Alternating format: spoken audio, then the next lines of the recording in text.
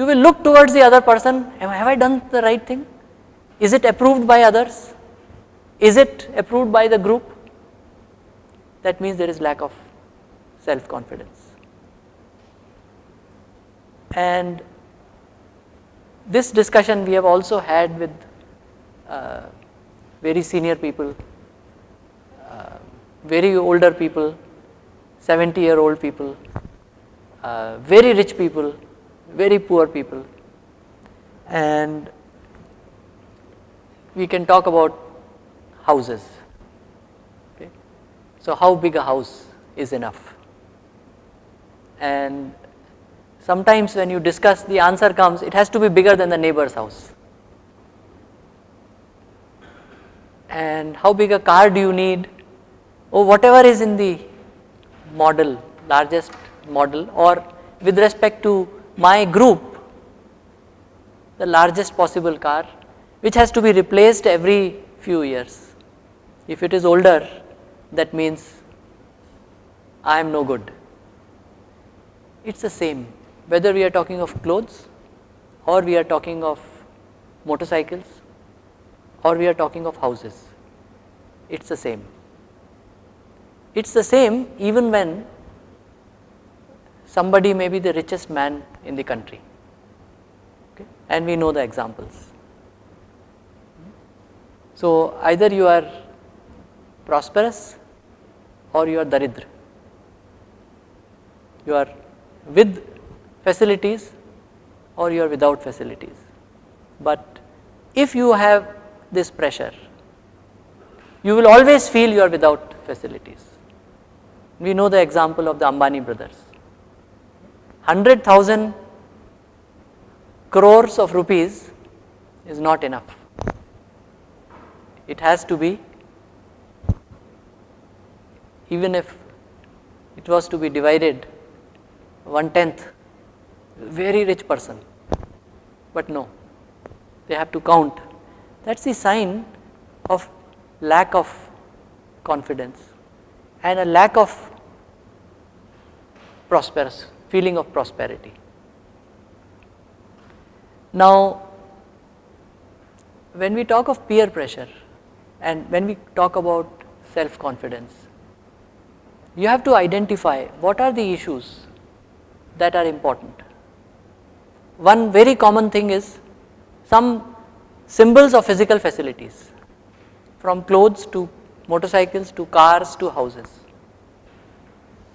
There may be other cultural factors. Knowing English is one such example. So English is needed for a purpose. English does not have a value of its own. So if I need to communicate with somebody who doesn't know my language, then I will use English or any other Hindi or other language which is common between me and the other person. But if I do not know English and I have a feeling that I am somehow culturally deprived, if I somehow feel that I am inferior to somebody,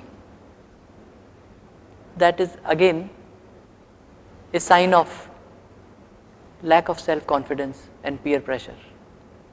And this is very widely present in our society. In the Gurukulams, you are going to get rural people. And besides the physical facilities, they will also be concerned about cultural aspects or about knowing English. On one hand, you may want to teach them English because that will be a medium of communication. On the other hand, there will be a danger that they will perceive learning English as a value of superiority. There is no such thing as superiority, there is only inferiority. If somebody is going to compare with himself or herself with somebody else using English, it's a sign of inferiority. typically what happens when such a person learns English and he goes back to his village, he will feel very superior. I have learned good English.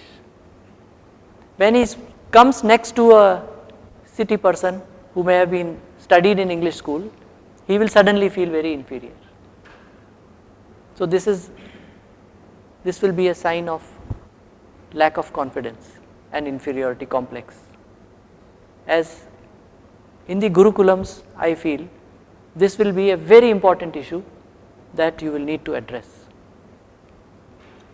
because English would be taught and it will be taught with and sometimes these things will be transmitted through teachers, through other people. Society is also transmitting these. So you have to build your students such that they have the inner confidence. They understand the role of physical facilities. They understand the role of English. They understand the role of any other cultural aspect or any other thing.